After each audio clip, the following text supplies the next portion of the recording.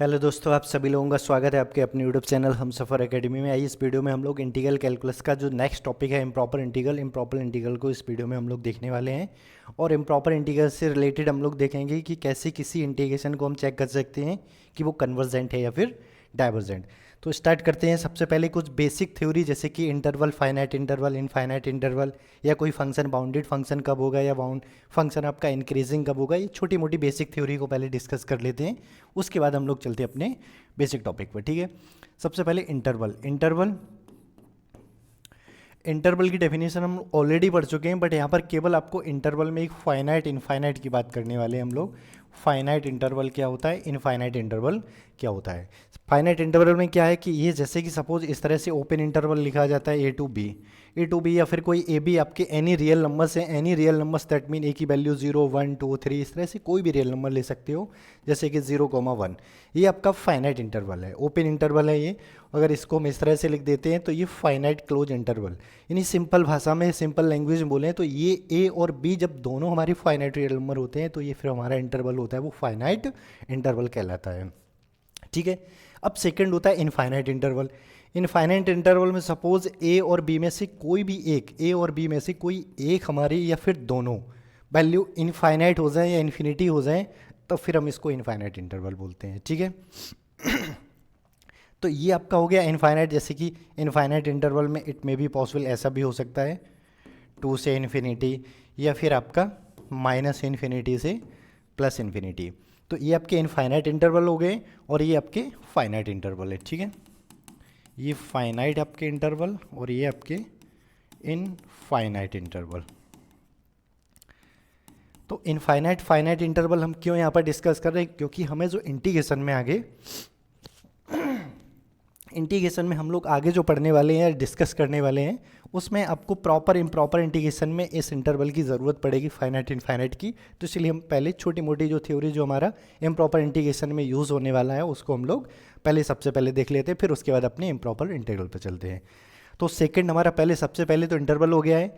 Interval के बाद जो दूसरा हमारा है कि कोई फंक्शन बाउंडेड कब होता है। बाउंडेड फंक्शन, जैसे कोई फंक्शन आपको एक एफ एक्स दे दें हम, एफ एक्स, ये फंक्शन बाउंडेड कब कहलाएगा, ये फंक्शन बाउंडेड कब कहलाएगा, यदि इसकी मॉडुलस वैल्यू किसी फाइनाइट कोई भी रियल नंबर हो, for all X belongs to any real number, या जो उसकी डोमेन है उसमें एक्स। जब हमारा x बराबर आप कुछ भी वैल्यू पुट करोगे और वो जो फंक्शन होगा उस फंक्शन की मैक्सिमम और मिनिमम वैल्यू एग्जिस्ट हो जाए, ये तो आप मॉड लगा के ऐसे लिख दीजिए, या फिर ऐसे भी लिख सकते हो कुछ भी आपका, कि अगर कोई रियल नंबर है प्लस माइनस करके या स्मॉल m करके, small m less than equal to F X और less than equal to capital M।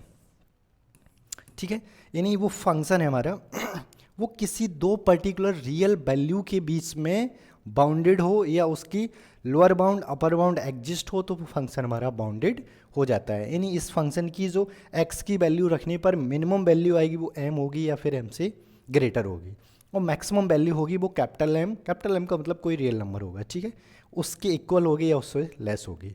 यानी स्मॉल m कैपिटल N के बीच में सारी वैल्यूज़ हमारी पड़ी इस फंक्शन की, तो दैट मीन ये फंक्शन स्मॉल m और कैपिटल M के बीच में बाउंड हो गया। तो इस टाइप के फंक्शन को हम लोग क्या बोलते हैं, बाउंडेड फंक्शन। ठीक है, तो ये बाउंडेड, सबसे पहले फाइनाइट इनफाइनाइट इंटरवल, फिर उसके बाद आपका बाउंडेड फंक्शन। बाउंडेड फंक्शन के बाद एक छोटा सा टॉपिक आता है इंक्रीजिंग का। बाउंडेड फंक्शन के बाद छोटा सा टॉपिक आता है increasing.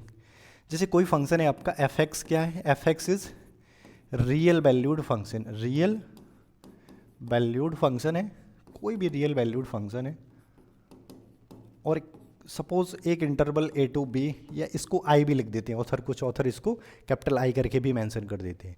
F X is real valued function है, define on close interval A to B. अब हम यहाँ से क्या करते हैं, दो पॉइंट्स ले रहे हैं, कहाँ से, दो पॉइंट x1 x2 इस इंटरवल में से हम पिक कर रहे हैं या ले रहे हैं। ठीक है, इस इंटरवल में से दो पॉइंट हमने x1 x2 उठा लिए। अब इन पॉइंट्स के लिए यदि फंक्शन की वैल्यू लेस देन क्या हो जाए, एफ एक्स, देखो इस पॉइंट पे fx1 लेस देन fx2, या फिर ऐसा भी पॉसिबल हो सकता है कि fx1 greater than equal to fx2, और ऐसा भी पॉसिबल हो सकता है कि केवल आपकी fx1 की वैल्यू लेस देन हो जाए fx2 के, और ऐसा भी पॉसिबल हो सकता है कि fx की वैल्यू केवल ग्रेटर देन हो जाए fx2 के, और यहाँ पर जो भी हमारी, सिर्फ हमने 2 पॉइंट के लिए कंपेयर कर रहे हैं। इसी तरह से जब हर एक जितना भी पॉइंट होगा इस फंक्शन में, सभी पॉइंट्स के लिए इस तरह का अगर बिहेव कोई फंक्शन रख रहा है तो that function is called monotonic function. ठीक है, अब मोनोटोनिक में ये 4 कैटेगरीज आ गई। मोनोटोनिक फंक्शन देखो, अगर इन 4 में से कोई एक कंडीशन सेटिस्फाई कर रहा है तब तो वो मोनोटोनिक है, लेकिन इन 4 में से कोई एक कंडीशन, जैसे कि ये पहली कंडीशन होल्ड हो जाए तो फिर उसको क्या बोलेंगे। सेकंड कंडीशन अगर कोई फंक्शन सेटिस्फाई कर रहा है तब उसको क्या बोलेंगे। थर्ड कंडीशन सेटिस्फाई कर रहा है तो क्या बोलेंगे। तो इन्हीं चारों टाइप की डिफरेंट डिफरेंट कंडीशन के लिए यहाँ पर जो फंक्शन होता है, फंक्शन के 4 टाइप्स यहाँ पर हमारे मोनोटोनिक के हो जाते हैं। इसको बोलते हैं मोनोटोनिक। यहाँ पर देखो लेस देन, ये जो x1 है पॉइंट है वो आपका छोटा है, 2 पॉइंट्स ले रहे हैं, x1 आपका छोटा है x2 से, तो वहाँ फंक्शन वैल्यू भी हमारी, तो इस केस में fx1 less than equal to fx2 हम बोलेंगे कि फंक्शन मोनोटोनिक डिक्रीजिंग है, सॉरी मोनोटोनिक इंक्रीजिंग है। और यहाँ पर मोनोटोनिक डिक्रीजन है, यहाँ पर वैल्यू घट रही है फंक्शन की, कम हो रही है। और यहाँ पर जब आपका सिर्फ इक्वल हटाने के बाद क्या होता है कि अब एकदम डायरेक्टली फंक्शन, जैसी x की वैल्यू अगर x1 बड़ा x2 से और फंक्शन वैल्यू भी बड़े हो गई, तो इसको बोलते हैं कि सीधा स्ट्रिक्टली ये हमारा ये वैल्यू इससे बड़ी है, तो इस टाइप के फंक्शन को बोलते हैं हम स्ट्रिक्टली इंक्रीजिंग, और इस टाइप के फंक्शन को बोलते हैं स्ट्रिक्टली डिक्रीजिंग। इसको स्ट्रिक्टली इंक्रीजिंग और इसको स्ट्रिक्टली डिक्रीजिंग। कुछ ऑथर क्या करते हैं, इक्वल वाले को कहते हैं कि इसकी वैल्यू इससे या तो बराबर होगी, ग्रेटर होगी, बट लेस नहीं होगी, तो इसको बोल देते हैं नन डिक्रीजिंग, मतलब इंक्रीज होगी या फिर इक्वल होंगी, तो इसको नन डिक्रीजिंग, इसको नन इंक्रीजिंग, इसको स्ट्रिक्टली इंक्रीजिंग, इसको स्ट्रिक्टली डिक्रीजिंग। तो ये डिफरेंट डिफरेंट टाइप के नाम, बट मुझे केवल इतना याद रखना है, इतनी ज़रूरत पड़ने वाली है यहाँ पर कि फंक्शन हमारा मोनोटोनिक है या नहीं, और फंक्शन मोनोटोनिक, बाउंडेड और interval. That is basic theory of improper integration. और इम्प्रॉपर इंटीग्रेशन आपका बहुत ही सिंपल सा टॉपिक है, इसको थोड़ा भी आप केयरफुली देख लोगे तो इसमें ऐसा कुछ भी नहीं है कि आपको समझना है। चलिए देखते हैं, सबसे पहले जो प्रॉपर इंटीग्रेशन को समझ लेते हैं। इंटीग्रेशन हम लोगों ने टू टाइप्स के पढ़ रखे हैं, एक बार उसको फिर से हम लोग देख लेते हैं बोथ टाइप्स के इंटीग्रेशन को। ठीक है, इंटीग्रेशन में नंबर फर्स्ट जो टाइप था आपका, जो फर्स्ट टाइप क्या था, प्रॉपर इंटीग्रेशन, प्रॉपर, ठीक है, प्रॉपर इंटीग्रेशन। और सेकंड जो अपन का है इम्प्रॉपर इंटीग्रेशन, इम्प्रॉपर इंटीग्रेशन। एक प्रॉपर इंटीग्रेशन है, दूसरा हमारा इम्प्रॉपर इंटीग्रेशन है। प्रॉपर इंटीग्रेशन हम लोग जो भी अभी तक 11th 12th में या 12th में जो भी आपने अभी तक इंटीग्रेशंस को यूज़ किया है या जिन इंटीग्रेशन की वैल्यूज़ कैलकुलेट की है, वो मोस्टली सभी इंटीग्रेशन अभी तक आप जो पढ़ के आए हो वो आपके प्रॉपर टाइप के इंटीग्रेशन है। ठीक है, अब प्रॉपर टाइप के क्या है, इसको एक बार हम इंटीग्रेशन के साइन में समझ लेते हैं। A to B F X D X, ये इंटीग्रेशन है। और दूसरा हमारा इधर क्या है, A to B F X D X. इन दोनों में डिफरेंस समझते हैं, फिर इसके नीचे इसके काउंटर एग्जाम्पल भी हम लेके चलेंगे जिससे और क्लियर हो जाए। इसी के जस्ट नीचे हम लोग डिफाइन कर लेते हैं 0 to 1 और 0 to 1 एक्स स्क्वायर, सिंपल सा एक्स स्क्वायर डी एक्स। इस साइड जो एक एग्जाम्पल ले लेते हैं हम लोग 0 to 1 डी एक्स एक्स, ठीक है, एक्स या एक्स माइनस 1 और भी, और करके इस तरह से एंड करके, मतलब और दूसरा इंटीग्रेशन में लिख लेते हैं। और 0 to infinity D x over x. Okay, चलिए अब देखते हैं ये जो सबसे पहला इंटीग्रेशन में 2 टाइप्स के, proper integration, improper integration. Improper integration अगर इस तरह से कोई इंटीग्रेशन लिखा हुआ है, इंटीग्रेशन इम्प्रॉपर इंटीग्रेशन कब कहलाएगा, यदि हमारी ए और बी ये जो 2 रियल नंबर हैं, जिसको ए को लोअर लिमिट और बी को अपर लिमिट उस इंटीग्रेशन की बोलते हैं, तो ये जो लोअर लिमिट अपर लिमिट दोनों की दोनों यानी बोथ हमारी होनी चाहिए फाइनाइट। फाइनाइट से मतलब इन्फिनिटी नहीं होनी चाहिए, पहली कंडीशन प्रॉपर की।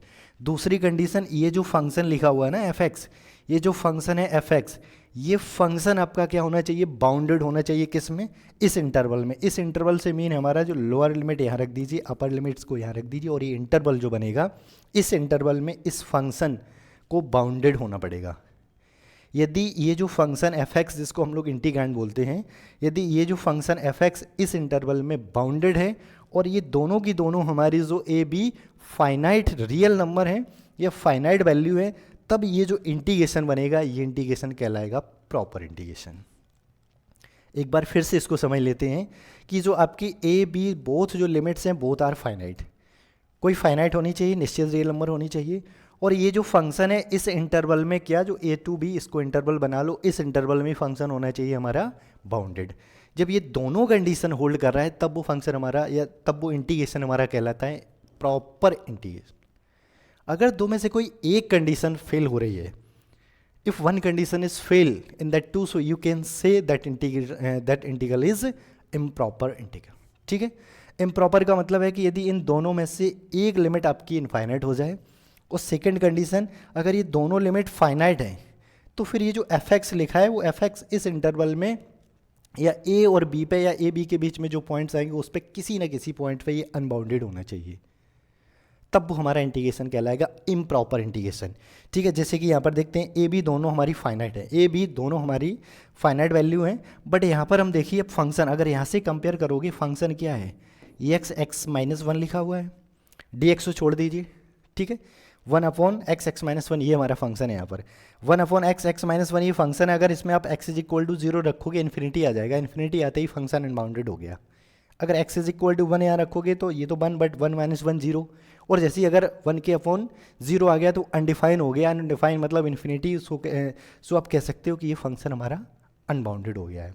ये दोनों हमारी लिमिट तो फाइनाइट है, बट फंक्शन जो इंटीग्रांड जिसका हम इंटीग्रेशन कर रहे हैं, जो फंक्शन 1 अपॉन करके ये इन लिमिट्स पर अनबाउंडेड है, तो यहाँ पर कह सकते हो अनडिफाइन है, तो ये हमारा इंटीग्रेशन इम्प्रॉपर इंटीग्रेशन हो गया है। सेकंड एंड करके सेकंड इंडिकेशन क्या है, सेकंड यहाँ पर देखो ये फंक्शन हमारा जो भी लिखा है लिखा रहने दो, बट हम अगर लिमिट को ही केयरफुली देखते हैं, लिमिट 0 से इन्फिनिटी है, 0 से इन्फिनिटी यानी ऊपर वाला जो अपर लिमिट हमारा क्या हो गया इन्फिनिटी, और इन्फिनिटी देखते ही आपके माइंड में तुरंत आ जाना चाहिए कि ये हमारा जो इंटीग्रेशन क्या है, इम्प्रॉपर इंटीग्रेशन है। तो इम्प्रॉपर इंटीग्रेशन का हमारा डिटेक्शन क्या है कि एक तो आपका ये जो लिमिट दोनों फाइनाइट हैं, तो जो फंक्शन जिसका हम इंटीग्रेशन कर रहे हैं वो फंक्शन हमारा अनबाउंडेड होना चाहिए इसमें। सेकंड कंडीशन क्या है कि ये जो हमारा दो में से लोअर या अपर में से कोई एक लिमिट इन्फिनिटी आ जाए तो वो हमारा इम्प्रॉपर इंटीग्रेशन हो रहा है। ठीक है, अगर यहाँ पर प्रॉपर इंटीग्रेशन जब दोनों कंडीशन सेटिस्फाई करें, नहीं lower limit upper limit both are finite and function उस इंटरवल में बाउंडेड हो जाए तो प्रॉपर, अगर दो में से कोई एक कंडीशन फिल कर रहा है तो फिर वो इम्प्रॉपर।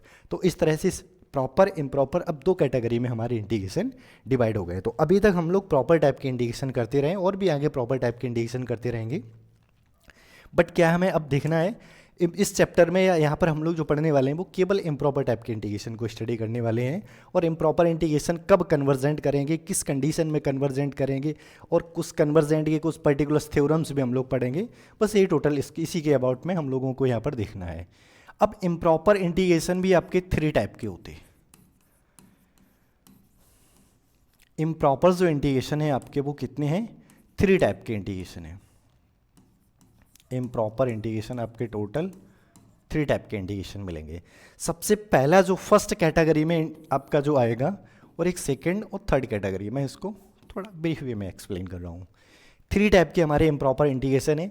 जैसे कि सपोज फर्स्ट कैटेगरी में आता है कि दो में से एक लिमिट हमारी क्या हो जाए, दो में से एक, या तो लोअर लिमिट या अपर लिमिट, दो में से कोई एक लिमिट हमारी हो जाए इन्फिनिटी। हो सकता है कि ऐसे भी लोअर लिमिट आपकी इन्फिनिटी हो, या 0 1 2 इस तरह से भी दिया जा सकता है। यानी कुल मिला के दोनों लिमिट्स में से एटलीस्ट 1 लिमिट हमारी इन्फिनिटी होना चाहिए। बट ये जो फंक्शन लिखा है fx, अब यहाँ पर थोड़ा हम इसको फंक्शन, ये जो फंक्शन लिखा है सपोज जैसे e की पावर -x dx कर देते हैं। अब ये fx की जगह e की पावर -x आ गया है। ये फंक्शन जैसी x बराबर, यहाँ पर केवल e की पावर x रखिए, ठीक है, फंक्शन e की पावर x, जैसे x बराबर अपर लिमिट आप 0 रखोगे तो इसकी वैल्यू आएगी 1, वो भी फाइनाइट है। x बराबर -इन्फिनिटी रखोगे, x बराबर -इन्फिनिटी e की पावर -इन्फिनिटी, इसकी वैल्यू होती है 0। एक बार इस चीज़ को ध्यान देना, लिख लेना, अगर पता है तो बहुत अच्छी बात, और नहीं आता है तो एक बार इसको नोट करके रखना। ये हो गई इन्फिनिटी e की पावर, या e छोड़ो, आप किसी भी एक्सपोनेंशियल की पावर बता रहा हूँ जो 1 से ग्रेटर हो, कोई भी आप एक्सपोनेंशियल पावर हो, जैसे 1 से ग्रेटर हो तो वहाँ 1 से ग्रेटर का मतलब 2 3 4 या e इस तरह से कुछ भी इसकी पावर, अगर -इन्फिनिटी है तो 0, e की पावर 0 है तो 1, और यहाँ पर अगर पावर इन्फिनिटी है तो उसकी वैल्यू इन्फिनिटी। ठीक है, बहुत सारे मैंने बच्चों को देखा है कि छोटी छोटी वैल्यू में कन्फ्यूज़ बने रहते हैं, जैसे कि लॉग बेस कुछ भी हो, 1 की वैल्यू 0, और यहाँ पर अगर लॉग आपका इन्फिनिटी है तो इसके लॉग इन्फिनिटी की वैल्यू ठीक है इन्फिनिटी, और लॉग 0 की वैल्यू माइनस इन्फिनिटी। इनमें बहुत ज़्यादा बच्चे कंफ्यूज बने रहते हैं।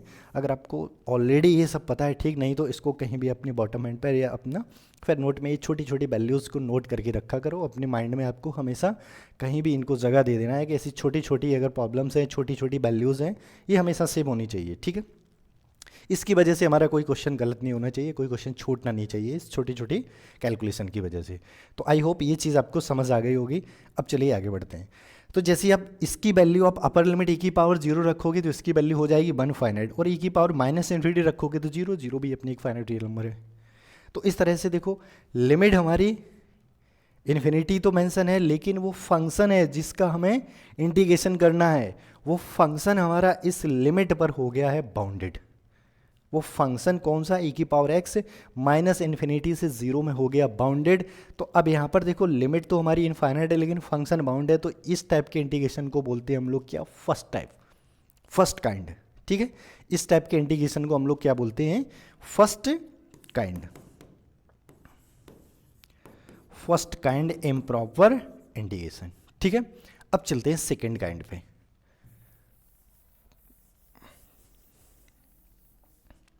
सेकेंड काइंड में क्या है कि अगर इंटीग्रेशन सपोज आपका 0 to 1 इस तरह से लिखा हुआ है, और कोई भी function F X D x है, ए टू भी लिख लेते हैं बाद में एग्जाम्पल ले, जैसे एग्जाम्पल में 0 to 1 और यहाँ पर डी एक्स ओवर अभी जो मैंने एग्जाम्पल लिया था आप वही टेक कर लीजिए। ठीक है, अगर यहाँ से देखोगे दोनों लिमिट हमारी कैसी है, फाइनाइट लिमिट है, और दोनों लिमिट फाइनाइट है। फाइनाइट होने के साथ साथ अगर हम देखते हैं कि यहाँ पर जो फंक्शन आपका क्या आएगा, फंक्शन तो ये है ना यहाँ पर ए एक्स एक्स प्लस 1 जिसका हमें इंटीग्रेशन करना है, वो फंक्शन, ये जो फंक्शन है इसमें अगर x इज इक्वल टू आप 0 रखोगे ना तो ये पूरा नीचे यानी हर डिनोमिनेटर हो जाएगा 0, और इसके 0 होते ही आपका 1/0 ये इन्फिनिटी को यानी अनडिफाइन हो जाएगा, इन्फिनिटी को अप्रोच कर जाएगा।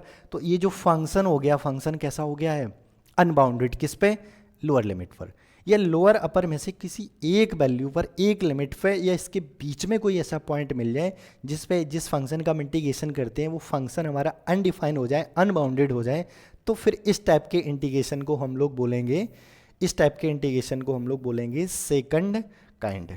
ठीक है, सेकंड काइंड इम्प्रॉपर इंटीग्रेशन। अब ये जो फर्स्ट और सेकंड हम लोगों ने पढ़ रखे हैं, इन दोनों को अगर हम मर्ज कर दें, मिक्स कर दें, तो एक नया टाइप का इम्प्रॉपर इंटीग्रेशन बन जाता है जिसको हम लोग बोलेंगे third kind integration, third kind. ठीक है, थर्ड काइंड में क्या, सपोज 0 to इन्फिनिटी हम इस तरह से लिख रहे हैं यहाँ पर, और डी एक्स ओवर एक्स। ठीक है, बड़ा सिंपल सा इंटीग्रेशन है, आप लोग समझ भी सकते हो। देखो, एक तो इसमें इन्फिनिटी भी मेंशन है, इन्फिनिटी के साथ साथ अगर हम एक्स इंटीग्रेशन फंक्शन क्या है यहाँ पर जिसका हम लोग इंटीग्रेशन, डी एक्स को छोड़कर जो भी लिखा है उसके अंदर वो सारा हमारा इंटीग्रांड बोलता है, या वो फंक्शन जिसका हम लोगों को इंटीग्रेशन करना है।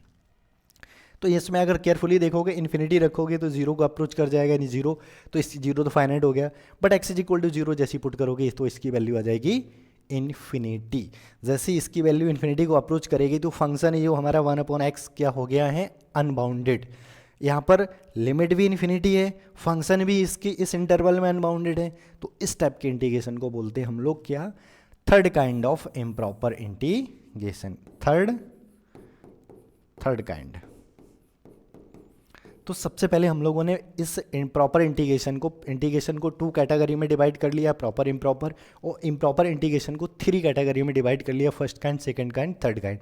अब हम लोगों को क्या, इन्हीं ये 3 टाइप के इंटीग्रेशन है, इन्हीं इंटीग्रेशन को अपन क्या करेंगे, इन्हीं कन्वर्जेंट, डाइवर्जेंट या इसका इंटीग्रेशन करेंगे, इनकी वैल्यूज़ निकालेंगे। ठीक है,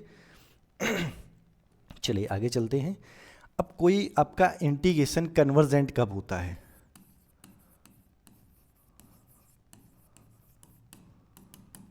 अब कन्वर्जेंट इंटीग्रेशन, जैसे ही आपने कन्वर्जेंट सुना या कन्वर्जेंट नाम आवे तो आपके दिमाग में सबसे पहले आपको कन्वर्जेंस जो बुक है या कन्वर्जेंस जो टॉपिक हम लोग सीरीज़ में पढ़ के आए ना, वो कॉन्सेप्ट हमारे दिमाग में आना चाहिए कि इस तरह से हम लोगों ने जो सीरीज़ पढ़ी हैं, UN करके या जो भी AN करके आपने इस तरह से सीरीज़ पढ़ रखी हैं, ये सीरीज़ आपकी कब कन्वर्जेंट हुआ करती थी। एक तो इसमें जितनी भी कंडीशन आपने पढ़ी हैं समझ लीजिए वही सब कुछ यहाँ पर अप्लाई होने वाली है। जैसे कि हम अगर अभी इंटीग्रेशन को भी इस तरह से पढ़ा है कि अगर कोई function F X D x है और ये इस तरह से कोई फंक्शन लिखा है ए टू बी, और इसका हम लोगों ने limit N tends to infinity या S tends to zero summation में F A plus R H करके जो हम लोग पढ़ के आए हैं, तो यहाँ से अगर आप केयरफुली देखोगे एच इसके साथ मल्टीप्लाई में होता है। अगर यहाँ से इसको केयरफुली देखोगे, आप केयरफुली अगर देखना इसको तो ये जो इंटीग्रेशन किस में हो गया है, समेशन में कन्वर्ट। तो इस तरह से कहीं ना कहीं प्रत्येक इंटीग्रेशन समेशन फॉर्म में आप कन्वर्ट कर सकते हो, या फिर बेसिक डेफिनेशन भी है कि ये जो समेशन का साइन है, सॉरी ये इंटीग्रेशन का साइन है वो समेशन से लिया गया है, जैसे रीमान में हम लोगों ने देखा भी है इसको। तो इस तरह से अगर ये जो समेशन फॉर्म से इंटीग्रेशन फॉर्म से हम लोग समेशन कर सकते हैं, तो इसकी हम लोग थ्योरी डिटेल में पढ़ के आए हैं कि ये कब कन्वर्जेंट डाइवर्जेंट होता है। तो उसके रिस्पेक्ट में तो हम ये भी कह सकते हैं ना, इंटीग्रेशन भी तो हमारे कन्वर्जेंट डाइवर्जेंट होंगे। अब वो किस तरह से कन्वर्जेंट होंगे तो वो यहां पर देखते हैं हम लोग। जैसे कि सपोज ये इंटीग्रेशन आपके सामने लिखा हुआ integration A to B F X D X, ये इंटीग्रेशन आपका कब कन्वर्जेंट होगा और डाइवर्जेंट कब होगा। अगर ये इंटीग्रेशन हमारा कन्वर्जेंट, देखो अगर इम्प्रॉपर इंटीग्रेशन है तभी हमें कन्वर्जेंट डाइवर्जेंट चेक करना है। सबसे पहले तो यही समझ लीजिए कि अगर ये इंटीग्रेशन हमारा इम्प्रॉपर ना होके प्रॉपर इंटीग्रेशन हो गया है, प्रॉपर इंटीग्रल, और प्रॉपर इंटीग्रल में हम लोग बड़ा अच्छे से जानते हैं, हमने ऑलरेडी अभी डिफाइन किया था। प्रॉपर होने का मतलब दोनों ये जो लिमिट्स है वो फाइनाइट होगी और इस इंटरवल में फंक्शन भी हमारा बाउंडेड होगा, तो ये प्रॉपर इंटीग्रेशन। और प्रॉपर इंटीग्रेशन में आप याद रखिए, प्रॉपर इंटीग्रेशन क्या, always proper integration always convergent, proper integration always convergent, proper integration always convergent. इसका मेन क्या हुआ कि अभी तक हमने जितने इंटीग्रेशन पढ़े हैं 11 12 या जो भी इससे पहले आप लोग पढ़ के आए हो इंटीग्रेशन, वो ऑल इंटीग्रेशन, वो सभी के सभी हमारे इंटीग्रेशन जो भी थे वो सारे के सारे कन्वर्जेंट थे। कन्वर्जेंट से मेन क्या है कि उनकी जो वैल्यू आती थी वो फाइनाइट आ जाती थी। तो यहाँ से हमें ये आइडिया मिल रहा है कि अगर आप इस तरह से इंटीग्रेशन आपको दिया है और इस इंटीग्रेशन को जब आप इंटीग्रेट करते हो और इंटीग्रेट करने के बाद अगर उसकी वैल्यू फाइनाइट आ रही है ना, अगर इस तरह से एक इंटीग्रेशन लिखा है एफ एक्स और डी एक्स और यहाँ पर अगर इंटीग्रेशन करने के बाद क्या वैल्यू आ जाए फाइनाइट, कोई फाइनाइट रियल नंबर आ रहा है, तो फिर वो हमारा इंटीग्रेशन क्या कहलाएगा, कन्वर्जेंट। अगर इंटीग्रेशन करने के बाद फाइनाइट वैल्यू आ जाए तो फिर वो इंटीग्रेशन कैसा हो जाएगा, कन्वर्जेंट। अगर सपोज यहाँ इंटीग्रेशन फाइनाइट ना कि इंटीग्रेशन की वैल्यू क्या आ जाए, इन्फिनिटी, यहाँ पर अगर इस तरह से कोई एक इंटीग्रेशन दे रखा है एफ एक्स डी एक्स, इसकी वैल्यू प्लस इन्फिनिटी और माइनस इन्फिनिटी, कोई इन दोनों में से कोई एक वैल्यू आ जाती है ना, दो में से कोई एक वैल्यू, तो इस तरह के इंटीग्रेशन को फिर हम लोग बोलते हैं कि वो इंटीग्रेशन अब कन्वर्ज नहीं कर रहा है, कोई फाइनाइट वैल्यू पे आके नहीं वो कन्वर्ज कर रहा है, वो आपका डाइवर्ज कर गया, मतलब फैल गया, इसलिए उसकी वैल्यू इन्फिनिटी आ गई, तो वो ये क्या हो गया, इस कैटेगरी में ये हो जाएगा हमारा डाइवर्जेंट। ठीक है, तो आई होप आपको जो इंटीग्रेशन की इम्प्रॉपर हो चाहे प्रॉपर इंटीग्रेशन हो, इन दोनों में कन्वर्जेंट डाइवर्जेंट की ये अप्रोच है। अब अगर वो प्रॉपर इंटीग्रेशन है तो उसकी वैल्यू ऑलवेज फाइनाइट आएगी, और फाइनाइट आएगी तो हमेशा फिर वो कन्वर्जेंट होगा, तो उसमें डाइवर्जेंट के बारे में हमें सोचना ही नहीं है। अगर वो इंटीग्रेशन इम्प्रॉपर टाइप का है, इम्प्रॉपर टाइप का इंटीग्रेशन है, तो उसकी वैल्यू फाइनाइट भी आ सकती है, इनफाइनाइट भी आ सकती है, कुछ भी हो सकती है। तो वहाँ पर एक चीज़ केयरफुली आप याद रखो कि वो इंटीग्रेशन हमारा कन्वर्जेंट भी हो सकता है और डाइवर्जेंट भी हो सकता है। उसके लिए हम लोग यहाँ पर डिफरेंट टेस्ट पढ़ने वाले हैं। ठीक है, तो सबसे पहला हम लोग बेसिक थ्योरी से, जो अभी हम लोगों ने जो बेसिक थ्योरी पढ़ी है उस थ्योरी से चेक कर लेते हैं कुछ इंटीग्रेशन कि वो हमारे कन्वर्जेंट होंगे कि डाइवर्जेंट। ठीक है, सबसे पहला इंटीग्रेशन लेते हैं, जैसे अभी हम बार बार इसको डिफाइन भी कर रहे हैं हम लोग, एक्स डी एक्स।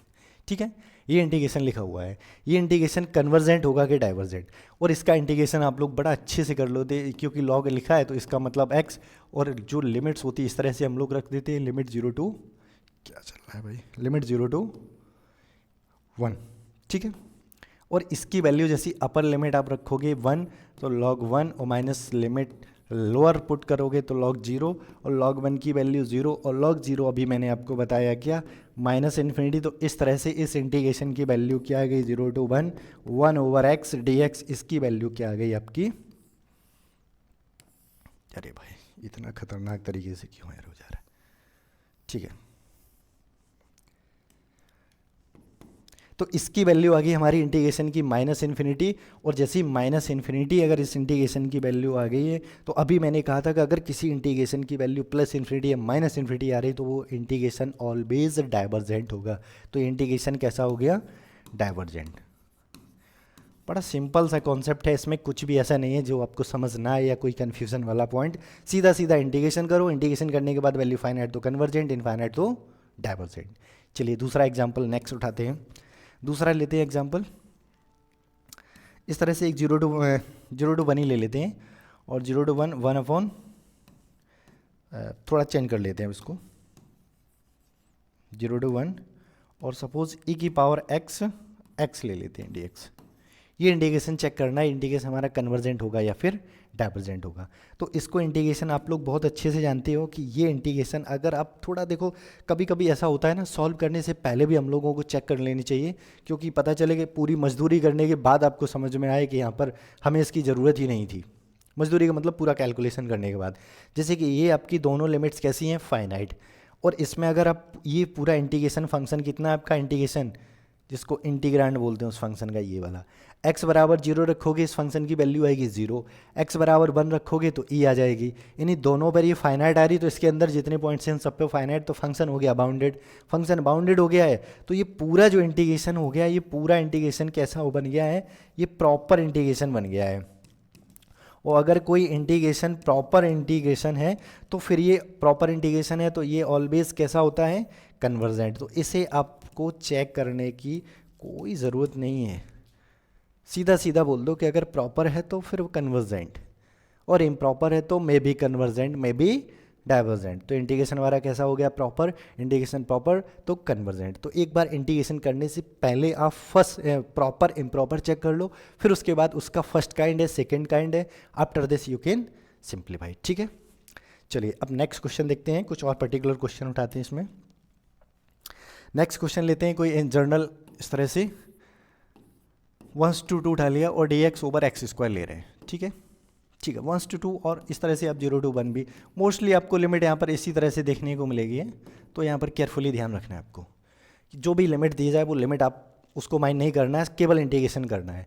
इसका इंटीग्रेशन करोगे तो इंटीग्रेशन इसका हम लोग जानते हैं कि 1 अपॉन x आ जाएगा 1 to 2, और अपर लिमिट यहाँ पर रखोगे आप, अपर लिमिट्स, तो इसकी वैल्यू -1/2, और लोअर लिमिट रखोगे तो माइनस माइनस प्लस का हो जाएगा 1, और इसकी सिंप्लीफाई करोगे इसकी वैल्यू आ जाएगी +1/2, और जैसी इसकी वैल्यू आ गई +1/2 तो ये आपका कन्वर्जेंट।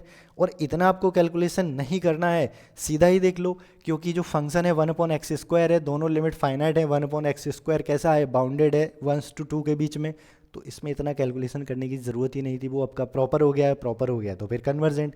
लेकिन यहाँ पर हम देखेंगे x बराबर 0 रखते ही फंक्शन हमारा अनडिफाइन हो जाएगा। तो इस तरह के इंटीग्रेशन को आपको चेक कर लेना है। चेक करने जैसे कि इंटीग्रेशन इसका भी सेम ही रहेगा, -1/x² और -1/x² लिमिट 0 to 1। अब इसमें अब अपर लिमिट अगर रखोगे तो ये -1 और लोअर लिमिट रखोगे तो हो जाएगा इन्फिनिटी। तो इस तरह से इसकी वैल्यू क्या आ गई है? -इन्फिनिटी। जैसे ही -इन्फिनिटी इसका वैल्यू आ जाए तो ये इंटीग्रेशन कैसा हो गया? डाइवर्जेंट। ठीक है, और जैसी वैल्यू फाइनाइट आ गई तो इंटीग्रेशन कैसा हो गया? कन्वर्जेंट। तो ये आपका कन्वर्जेंट डाइवर्जेंट का इंटीग्रेशन का एल्गोरिथम या प्रोसेस है। अब चलिए हम लोग देखते हैं कुछ बेसिक थ्योरम को। यहाँ से आई होप, मुझे आशा है कि आप लोगों को ये कॉन्सेप्ट समझ में आया होगा कि इंटीग्रेशन को कन्वर्जेंट डाइवर्जेंट कैसे चेक करते हैं। ठीक है, अब इसके बाद कुछ थ्योरम्स हैं, एक दो थ्योरम्स को हम लोग डिस्कस कर लेते हैं, फिर उसके बाद कुछ बेसिक प्रॉब्लम भी करेंगे। अच्छा, थ्योरम की हमें इसलिए ज़रूरत पड़ती है बिकॉज कुछ ऐसे इंटीग्रेशन होते हैं जिनको हम लोग डायरेक्ट अगर इंटीग्रेशन करना शुरू करते हैं तो हमें काफ़ी प्रॉब्लम होती है। हम आप लोग भी जानते हो बहुत सारे इंटीग्रेशन होते हैं जो इजी वे में जिनको हम लोग इंटीग्रेट नहीं कर सकते हैं, बट उस टाइप के इंटीग्रेशन को आपको कन्वर्जेंट डाइवर्जेंट चेक करना है तो क्या करना होगा? तो उसके लिए डिफरेंट ऑथर ने अपना अप्रोच दिया है, जिसको एज हम थ्योरम पढ़ने वाले हैं हम लोग, उस थ्योरम के अकॉर्डिंग देखते हैं। सबसे पहला क्या है? एक बेसिक सी थ्योरम है, इसको हम लोग पहले डिस्कस कर लेते हैं। Limit a to infinity dx/x⁴n। ठीक है, उसके बाद फिर कंपैरिजन टेस्ट पढ़ेंगे। अगर इसमें वैसे थ्योरम वाला कुछ ऐसा है नहीं, लेकिन फिर भी इसको आगे चल के हम लोग एज अ रिजल्ट यूज़ करने वाले हैं। ठीक है, यहाँ पर दो केस बनते हैं, यहाँ पर टू केस पॉसिबल है। यदि n का वैल्यू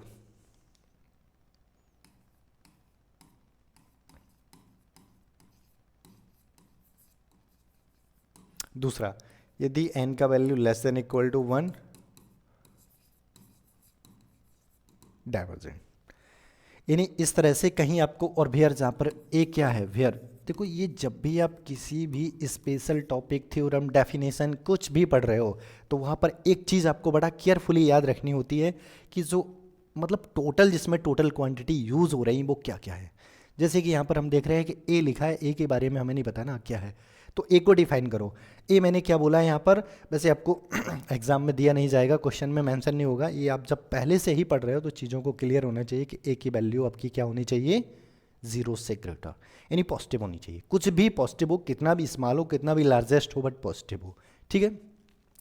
ए की वैल्यू पॉजिटिव है तो integration A to infinity, positive होने का मतलब जैसे 1 है तो 1 टू इन्फिनिटी, 2 से इन्फिनिटी, 1.5 से इन्फिनिटी, 1/2 से इन्फिनिटी, इस तरह से कुछ भी ए की वैल्यू होगी तो इंटीग्रेशन आपका दिया जाएगा ए टू इन्फिनिटी और dx ओवर x की पावर n। अब ये इंटीग्रेशन डिपेंड करता है पावर, जो x की पावर है ना n, अगर ये जो पावर n की वैल्यू क्या हो गई 1 से बड़ी, यानी 1 से ग्रेटर हो जाएगी, तो फिर ये हमारा जो इंटीग्रेशन है वो कन्वर्जेंट हो जाएगा। कन्वर्जेंट होने का मतलब इसकी जो वैल्यू इंटीग्रेट करेंगे फाइनाइट आएगी, ओके। अगर x की वैल्यू क्या हो गई 1 या फिर 1 से छोटी, लेस देन 1, तो इस केस में जो हमारा इंटीग्रेशन होगा, ये इंटीग्रेशन हो जाएगा डाइवर्जेंट। और अगर ये इंटीग्रेशन डाइवर्जेंट हो गया तो इसका मतलब इसकी वैल्यू प्लस इन्फिनिटी आएगी। ये जो हमारा इंटीग्रेशन, इसको सॉल्व करेंगे, इसकी वैल्यू इन्फिनिटी आएगी, तभी डाइवर्जेंट, और कन्वर्जेंट तो इसकी वैल्यू फाइनाइट आएगी। अगर इसको प्रूव करना है, प्रूव करने के लिए अब फर्स्ट केस कुछ भी ले लीजिए, n की वैल्यू जैसे पॉजिटिव है, 1 से ग्रेटर है, 1 से ग्रेटर 2 है, 3 है, 4 है, इस तरह से वैल्यू रख के भी या फिर डायरेक्ट भी आप सॉल्व कर सकते हो, जैसे कि हम इसको अपन डायरेक्ट सॉल्व कर रहे हैं इसको, इस इंटीग्रेशन को, ठीक है। ए से infinity, A to infinity dx over x की power n is equal to, और इसका इंटीग्रेशन हम लोग अच्छे से जानते हैं, इसका इंटीग्रेशन क्या हो जाएगा, पहले ऊपर ले जाके आप थोड़ा इंटीग्रेशन भी बता देते हैं। ए से इन्फिनिटी रखिए, इस तरह के इंटीग्रेशन को इस तरह से हम लोग सॉल्व करते हैं, ठीक है। और जब सॉल्व इसका इंटीग्रेशन, x हम लोग जानते हैं कि x की पावर कुछ भी है तो वहाँ पर अपन लोग जानते हैं क्या कि 1 ऐड हो जाएगा और 1 सब्ट्रैक्ट हो जाए, सॉरी, वो जो 1 ऐड होने के बाद जो पावर होगा उसी का डिवाइड हो जाएगा, फिर जो लिमिट है वो लिमिट आप लोग पुट कर दीजिए, ठीक है। अब यहीं से पूरी आपकी कहानी इन केसेस की बनती है। जैसे ही आप यहाँ पर इन्फिनिटी देखो, x की वैल्यू अगर यहाँ n की वैल्यू अगर 1, n की वैल्यू अगर यहाँ पर 1 हुई तो x की पावर हो जाएगी क्या, 0। इसकी वैल्यू अगर 1 हुई तो x की पावर क्या हो जाएगी, सॉरी, इसकी वैल्यू अगर 1 हुई तो 1 होते ही 1 + 1 - 1 x की पावर 0 इधर लिख देते हैं। अगर इसकी वैल्यू 1 हुई तो ये कहानी हमारी इधर बन जाएगी, और x की power 0, x is any real number, variable है तो ये तो 1 हो जाएगा, बट नीचे डिनोमिनेटर हर में आपका आ जाएगा 0, तो इस तरह से ये हमारा अनडिफाइन हो जाएगा। तो x की वैल्यू जैसी 1 हुई n की, तो ये हमारा सीक्वेंस, ये जो हमारा सॉरी, ये हमारा इंटीग्रेशन है, ये हो गया डाइवर्जेंट। और यदि इसकी वैल्यू 1 से छोटी, अगर n की वैल्यू 1 से छोटी, मान लो कि 1/2 है, 1 से छोटी 1/2, 1/3, और भी नेगेटिव में भी जा सकते हो, सपोज कर रहे हैं 1 से छोटी यानी 1/2, और 1/2 s की वैल्यू रखोगे तो माइनस और प्लस का ये आ जाएगा, और इसको जब घटाओगे, सब्ट्रैक्ट करोगे तो इसकी वैल्यू क्या आ जाएगी 1 से छोटी, यानी आपका प्लस का 1/2 आ जाएगा ये, और नीचे भी आपका 1/2 आ जाएगा, x की पावर 1/2, नीचे भी 1/2 आ जाएगी अगर n की वैल्यू रखोगे। और फिर जैसी x की वैल्यू इन्फिनिटी रखोगे तो ऊपर x है तो इसकी टोटल वैल्यू आ जाएगी इन्फिनिटी। तो इसलिए जब n की वैल्यू 1 से छोटी होगी तब भी ये हमारा जो हमारा इंटीग्रेशन है वो भी क्या हो जाएगा, इन्फिनिटी देगा, यानी डाइवर्जेंट। और सेम जब x की वैल्यू 1 से बड़ी है, 1 से यहाँ इसकी n की वैल्यू 1 से ग्रेटर रखोगे तो इजी वे में जब 1 सब्ट्रैक्ट होने के बाद यहाँ पर जो वैल्यू आएगा वो आपका नेगेटिव आ जाएगा 1 सब्ट्रैक्ट होने के बाद, तो फिर ये x नीचे आएगा, जैसे ही नीचे आएगा, यानी सपोज n की वैल्यू हमने 2 रख दी, 1 से ग्रेटर, 1 से बड़ी कुछ भी रख सकते हो, एक्सप्लेन करने के लिए मैंने मान लिया कि यार 2 रख दिया है, 2 रखेंगे तो फिर ये इंटीग्रेशन x की पावर 2 यानी x की पावर -1 अपॉन -1, और ए से इन्फिनिटी, तो ये हो जाएगा माइनस का 1/x ए से इन्फिनिटी। और ए कोई फाइनाइट वैल्यू है, जीरो नहीं, जीरो से बड़ी है, तो इसमें जब अपर लिमिट रखोगे तो ये हो जाएगा जीरो और माइनस माइनस प्लस 1/a आ जाएगी। और ए की वैल्यू जीरो से बड़ी है तो कुछ फाइनाइट वैल्यू आ जाएगी, फाइनाइट आ जाएगी तो कन्वर्जेंट। तो इस तरह से हम लोग इस इंटीग्रेशन से, इस टाइप का जो इंटीग्रेशन है, इसको directly as a result, as a formula या थ्योरम हम लोग इसको याद कर लेते हैं कि अगर कहीं भी ऐसा इंटीग्रेशन दिख रहा है तो इसमें जो x की पावर है बस इसको फोकस करना है। x की पावर अगर 1 से बड़ी है तो फिर कन्वर्जेंट, और 1 या 1 से छोटा है तो फिर वो फंक्शन हमारा डाइवर्जेंट। ठीक है, तो इसको एज अ मतलब किस तरह से ये कन्वर्जेंट डाइवर्जेंट होगा वो हम लोगों ने एक्सप्लेनेशन में देख लिया है। इसके बाद आपको डायरेक्टली याद रखना है, आगे चल के जहाँ भी आपको इस तरह का इंटीग्रेशन आ रहा है सो आप डायरेक्टली कह सकते हो इस एज कंपेयर करके n की वैल्यू 1 से बड़ी है तो ये हमारा इंटीग्रेशन कन्वर्जेंट, और 1 या 1 से छोटी है तो इंटीग्रेशन हमारा डाइवर्जेंट। तो चलिए, अच्छा इस पर कुछ बेसिक प्रॉब्लम भी हम आपके सामने रख सकते हैं, जैसे कि 1 to इन्फिनिटी dx x की पावर 3/2। देखो जैसे एक क्वेश्चन ये है, ठीक है, first. Second question 0 to infinity dx x², third question. 2 to infinity dx x की पावर 1/2, फोर्थ क्वेश्चन। 1/2 से इन्फिनिटी dx x की पावर 1.1। ये टोटल हमने आपके 4 एग्जाम्पल लिए हैं, जो अभी थ्योरम किया है या जो रिजल्ट किया है उसको एक्सप्लेन करने के लिए, समझाने के लिए मैंने 4 डिफरेंट टाइप के यहाँ पर प्रॉब्लम मेंशन किए हैं। तो चलिए सबसे पहला देखते हैं। देखो जब भी आपको इस तरह की थ्योरम को यूज़ करना है तो सबसे पहले आपको फोकस या सबसे पहले आपका अटेंशन होना चाहिए लोअर लिमिट, उस वो 1 से बड़ा होना, सॉरी 0 से बड़ा होना चाहिए, ये लोअर लिमिट सबसे पहले। लोअर लिमिट को आपको फोकस करना है। लोअर लिमिट अगर आपका 1 से बड़ा है, जैसे कि यहाँ पर 1 दे रखा है, सॉरी 0 से बड़ा है, और 1 हम लोग जानते हैं 0 से बड़ा है क्योंकि a की वैल्यू हमने वहाँ पर थ्योरम में लिखी है 0 से ग्रेटर होनी चाहिए। 0 से ग्रेटर मतलब पॉजिटिव होनी चाहिए, तो पहली कंडीशन हमारी फुलफिल हो गई है। और अपर लिमिट आपकी इन्फिनिटी ठीक है, लोअर लिमिट अपर लिमिट दोनों हमारी सेटिस्फाई कर रहे हैं।